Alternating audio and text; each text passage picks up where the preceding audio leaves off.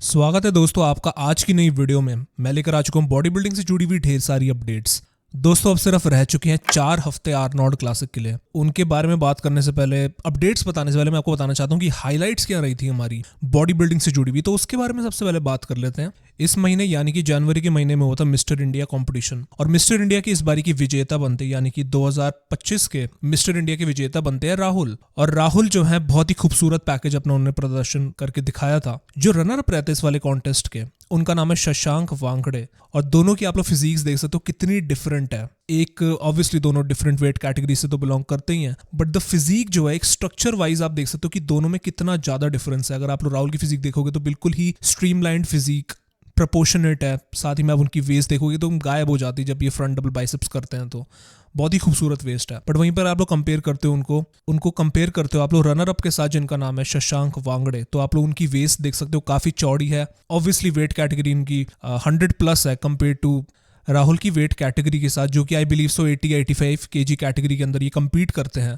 दोनों की फिजिक्स में बहुत ज़्यादा डिफरेंस है। जहां पर राहुल की फिजिक एस्थेटिक्स और स्ट्रक्चर को ज़्यादा प्रायोरिटी पे रखती है, वहीं पर शशांक की फिजिक बहुत ज़्यादा फुल आउट, ब्लोन आउट एक ओपन बॉडी बिल्डर की तरह दिखती है। दोनों की फिजिक्स में अपने स्ट्रॉन्ग पॉइंट्स और कमियां हैं, बट यहाँ पर जजेस ने एस्थेटिक्स को ज़्यादा प्रायोरिटी पे रखा और यहाँ पे इस साल के मिस्टर इंडिया के विजेता बन जाते हैं राहुल। तो मैं राहुल को बहुत बहुत शुभकामनाएं और बधाइयां देना चाहता हूँ। और हालांकि यहाँ पे राहुल ने जीत हासिल करी और टाइटल का खिताब जीता है मिस्टर इंडिया का, बट यहाँ पे बहुत से लोगों को शिकायतें ये हैं कि राहुल की फिजिक पर, खासकर उनकी चेस्ट वाले एरिया पर, उनको वहां पे टॉन पैक उनका देखा जा सकता है, यानी कि उनके चेस्ट वाले एरिया पर उनका वो वाला मसल टूटा हुआ है, जैसे कि आप लोग इस वाली साइड पर देख सकते हो। और ये वाली चीजें एक कंसर्न की तरह लोगों ने यहाँ पे पेश करी है कि यहाँ पर लोग शशांक का साइड ले रहे हैं। उनको लगता था कि शशांक को जीतना चाहिए था और राहुल को यहाँ पे नहीं जीतना चाहिए था। बट मेरा ओपिनियन यहाँ पे ये कहता है कि अगर उनके पास अगर टॉन पैक है, अगर उनका पैक टूटा हुआ है, तो यहाँ पर शशांक की वेस्ट बहुत ही ज्यादा चौड़ी है। तो काइंड ऑफ आप लोग एक दूसरे की कमियां आप लोग कंपेयर कर सकते हो, but I still do think that कि राहुल यहाँ पर डिजर्व करते थे, एंड जो उनका स्ट्रक्चर था वो सुपीरियर था, एंड द पैकेज जो उन्होंने डिस्प्ले करा था वो भी एक अच्छा पैकेज था। तो बाकी दोस्तों आप लोग बताइए, मैं आप लोगों के थॉट्स जानना चाहूँ कि शशांक वांगड़े वर्सेस राहुल आपको कौन ज्यादा बेटर लग रहा था। आप लोग अपने थॉट्स बताइए कमेंट सेक्शन में। और ये थी दोस्तों कुछ मेन अपडेट और हाईलाइट जो कि मैं आपको बताना चाहता था। इसके बाद हम लोग सीधा बात करेंगे सिर्फ और सिर्फ लेटेस्ट अपडेट्स के बारे में, और फिर बिना किसी देरी के इंट्रो को हम लोग रोल इन करते हैं और इस वीडियो को शुरू करते हैं।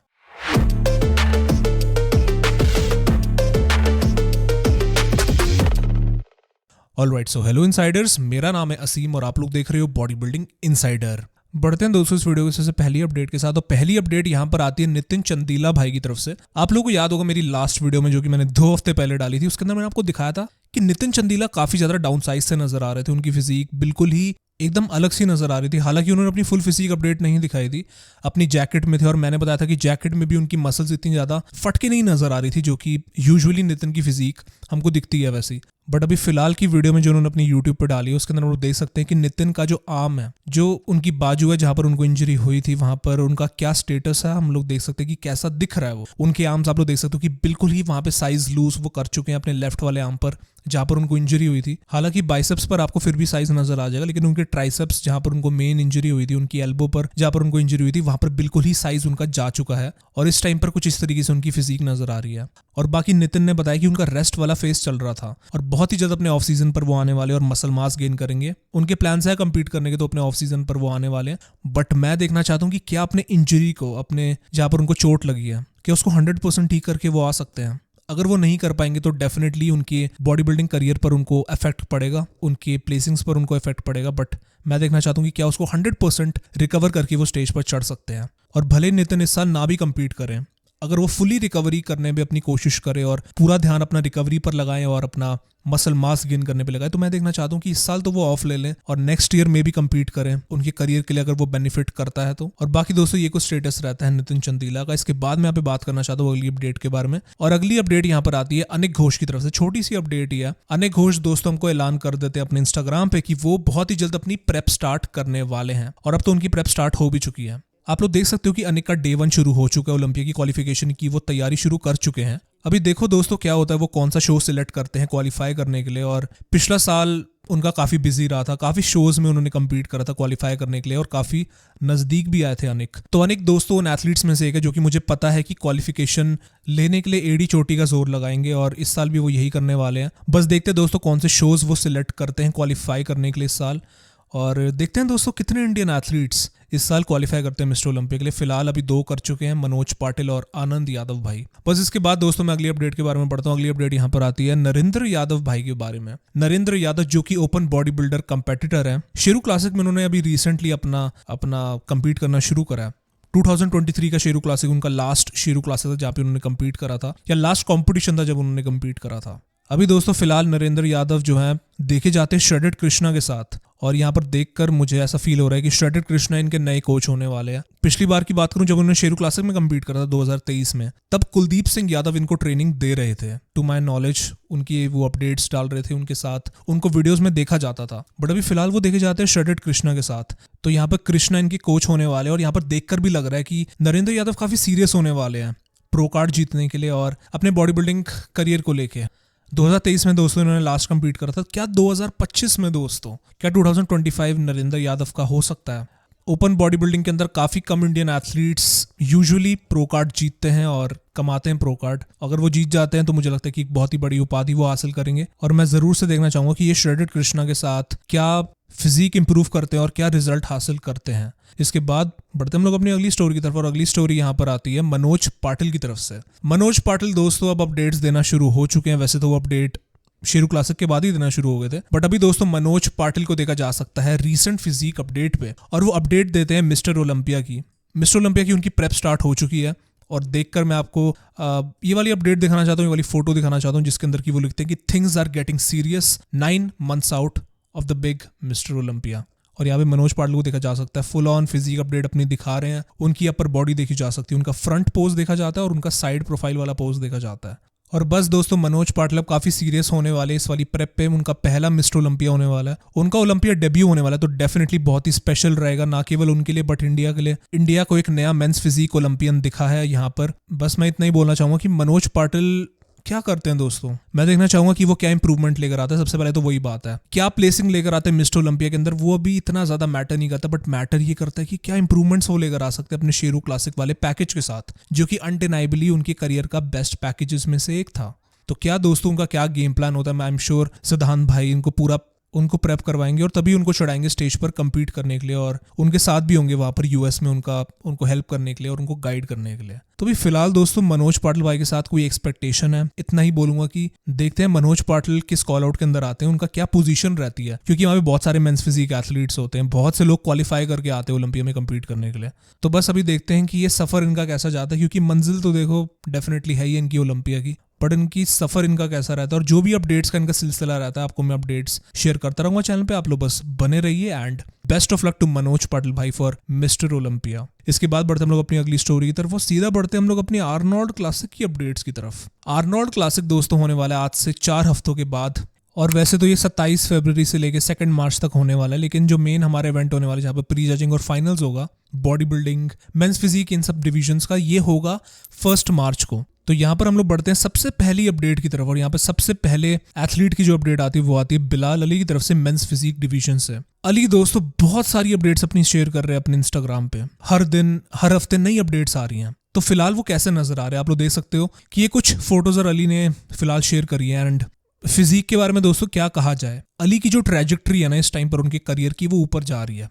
जब से उन्होंने पिछले साल का पिट्सबर्ग जीता, न्यूयॉर्क जीता, और उसके बाद 2nd प्लेसिंग लेकर आए मिस्टर ओलंपिया में नेक्स्ट टू रायन टेरी, तब से अली का जो हिसाब किताब रहा है वो काफी भोकाल वाला रहा है। उनकी अपडेट्स भी दोस्तों भोकाल से कम नहीं है, और लिटरली उनकी अपडेट्स काफी ज्यादा स्केरी नजर आ रही है। हम लिटरली दोस्तों फिजिक इस टाइम पर अली की बहुत अच्छी शेप के अंदर नजर आ रही है। अगर आप लोग देखोगे हर एक मसल ग्रुप उनका प्रोपोर्शनेट नजर आ रहा है। The abs are looking absolutely crazy. Abs के अंदर जो डेप्थ है ना यार, वो चीज जो वो क्रिएट करते हैं उनके मिड सेक्शन वाले पार्ट पे, चाहे वो बात हो गई उनकी ओब्लिक्स की, चाहे उनकी बात हो गई उनके एब वाले एरिया की, या फिर सेराटस मसल की, सारी चीजें ना एकदम ऑन पॉइंट इस टाइम पर नजर आ रही है अली की तरफ से। तो इस टाइम पर क्या उनको कोई बीट कर पाता है, ये एक बहुत ही बड़ा सवाल है। उनको एक बहुत ही बड़ा ब्लंडर करना पड़ेगा अपनी प्रेप के अंदर अगर वो सेकंड या थर्ड प्लेसिंग लेकर आना चाहते हैं तो, बिकॉज अली इस टाइम पर जो फिजिक अपनी दिखा रहे हैं वो किसी चैंपियन से कम नहीं है और काफ़ी कह सकते हो कि एकदम नियर परफेक्ट फिजिक इस टाइम पर उनकी नज़र आ रही है और उनके करियर की भी नज़र आ रही है इस टाइम पर। One of the best packages मुझे लगता है कि वो लेकर आएंगे इस वाले आर्नोल्ड क्लासिक में। अगर वो नहीं लेकर आ पाते हैं तो फिर उनकी प्रेप के अंदर या तो कोई बहुत बड़ी गलती हुई होगी या तो कोई बहुत बड़ा ब्लंडर हो गया होगा, जैसे कि मैंने आपको पहले मेंशन करा था। बट देखते हैं दोस्तों कौन उनको बीट करता है। और बात यहाँ पर आती है एरन बैंक्स के बारे में, farmer Arnold classic champion, farmer Olympia champion. दोस्तों एरन बैंक्स जो है इस टाइम पर बहुत सारी अपनी अपडेट शेयर कर रहे हैं, जैसे कि अली शेयर कर रहे हैं। क्या लगा था सिर्फ अली बहुत सारी अपडेट शेयर कर रहे हैं? ऐसा नहीं है, क्योंकि एरन बैंक्स के भी पेज पे बहुत सारी अपडेट्स हमको देखने को मिली हैं इस बार। और ई बैंक्स आप लोग अपने सामने देख सकते हो, अपनी स्क्रीन पर देख सकते हो कि इस टाइम पर कुछ इस तरीके से नजर आ रहे हैं और ये लिखते भी हैं 5 weeks out, only lumps you see is muscle. और एरन बैंक्स के पास एडवांटेज की बात करो तो उनके पास हाइट एडवांटेज है, काफी हद तक उनके पास बैक का भी एडवांटेज है ओवर बिलाल अली। बट बात करी जाए फैक्ट्स के बारे में तो यहाँ पर ओलंपिया की बात है कि अली ने एरन बैंक्स को बीट कर दिया था।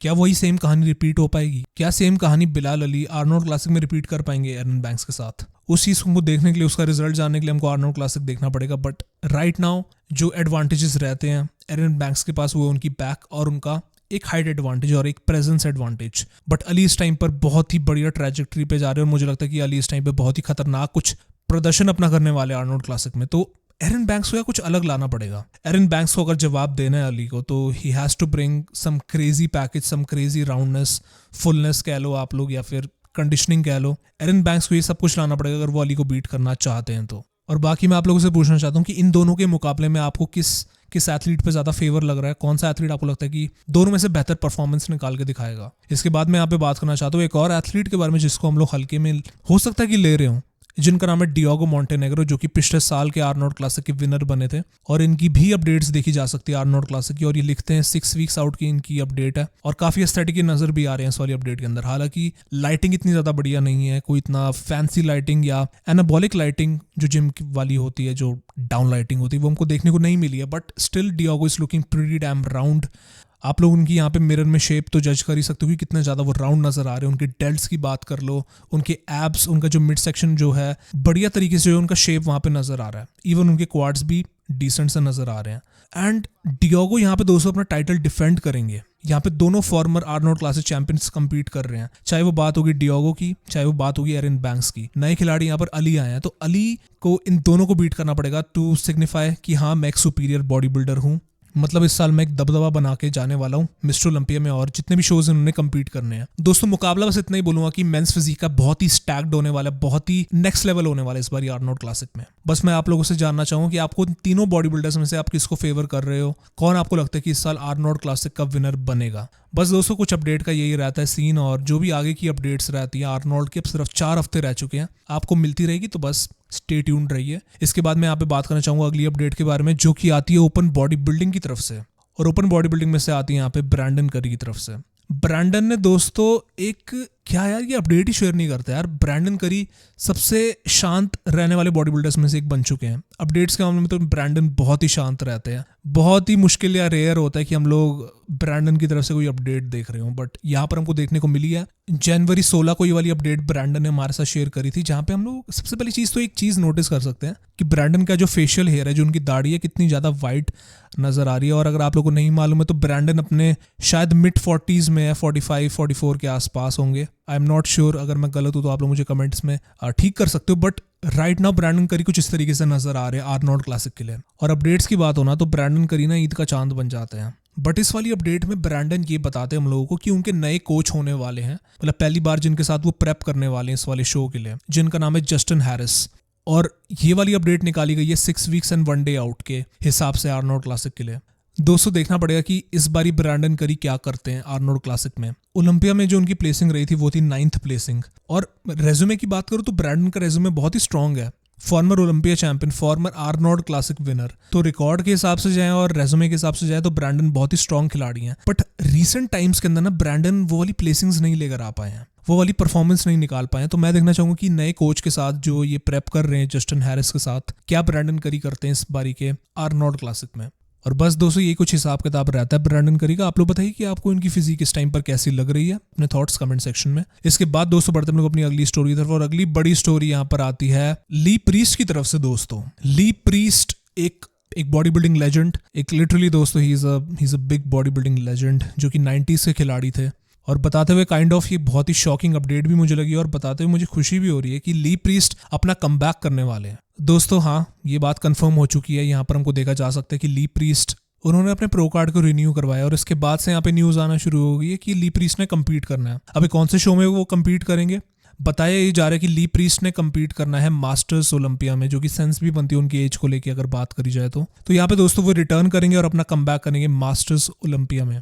एक बहुत ही बड़ी ये बात होने वाली है, एक लेजेंड बॉडी बिल्डिंग का दोबारा से स्टेज पर चढ़ने वाला है। ऐसा पहली बार तो हो नहीं रहा है। केविन लेवरोनी ने किया था 2016 में, फ्लेक्स व्हीलर ने करा था 2017 में। तो बहुत से लेजेंड जो रिटायर हो चुके हैं दोबारा से आते हैं बॉडी बिल्डिंग स्टेज पर कम्पीट करने के लिए। तो ली प्रीस्ट देख के नजर आ रहा है कि इस साल वो होने वाले हैं खिलाड़ी जो कि अपना कमबैक करने वाले हैं। ये दोस्तों एक बहुत ही शॉकिंग न्यूज है उनके लिए, जो कि फॉलो बहुत टाइम से करते हुए आ रहे हैं बॉडी बिल्डिंग। अगर आप लोग इनको नहीं जानते तो आप लोग एक बार सर्च कर लो ली प्रीस्ट की, जो उनके पुराने वाले पैकेजेस थे जब वो 90s, late 90s, early 2000s में कम्पीट करा करते थे। और मैं लिटरली इनके आर्म्स का बहुत ही बड़ा फैन हूँ। मेरे को इनके आर्म्स के जेनेटिक्स और इवन इनके जो पुराने वर्जन की बात कर लो, अगर आप लोगों ने इनका टीनेज वाला वर्जन नहीं देखा ली प्रीस्ट का, तो आप लोग देख सकते हो कि क्या पोटेंशियल थी इनके अंदर। तब से इन्होंने अपनी फिजिक को क्या बिल्ड करके रखा था जब से ये अपने टीनेज ईयर्स के अंदर थे।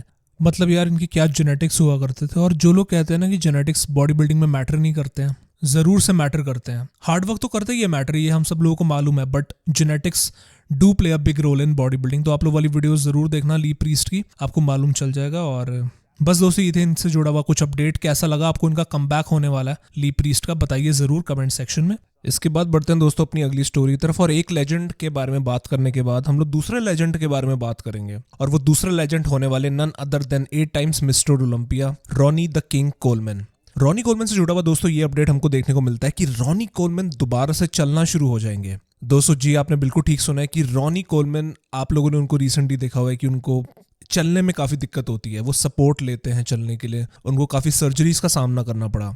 रीजन बीइंग उन्होंने अपने टाइम में बहुत एक्सट्रीम वर्कआउट वो करा करते थे, मतलब हद से ज्यादा हैवी वेट उठाया करते थे, और इस कारण की वजह से उनको काफी इंजरीज का सामना करना पड़ा। उनके नेक पर उनको इंजरी हुई, उनकी बैक पर हुई, इवन उनके घुटनों पर हुई।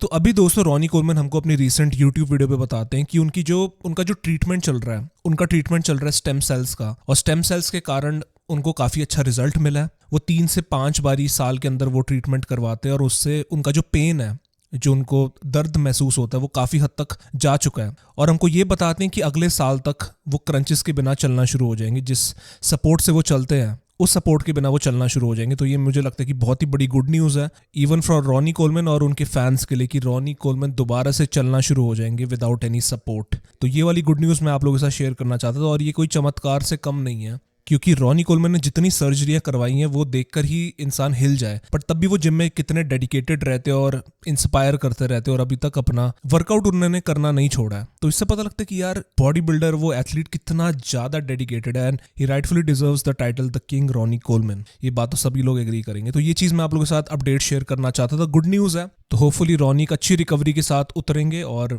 बिना क्रंचेस के साथ, बिना सपोर्ट के साथ वो चल पाएंगे। यही मैं उनको देखना चाहता हूँ, और आई एम श्योर कि उनके फैंस भी उनको देखना चाहेंगे विदाउट क्रंचेस, उनको चलता हुआ। तो बस दोस्तों आज की वीडियो के लिए था बस इतना ही, और अगली वीडियो में हम लोग बात करने वाले बिग रैमी से लेकर जो न्यूज आई है उनकी, उसी के साथ ओपन बॉडी बिल्डिंग की अपडेट्स, आर्नोल्ड क्लासिक की, सैमसन और डेरिक की तरफ से लेटेस्ट अपडेट्स आई हैं, और रफ डीजल। तो ये दोस्तों सारी अपडेट्स मैं कवर करने वाला हूँ अगली वीडियो के अंदर। बस दोस्तों thank you for watching the video. मैं आप सभी लोगों को मिलता हूँ अगली वीडियो के साथ, तब तक के लिए अपना ख्याल रखिए। Till then take care and bye bye.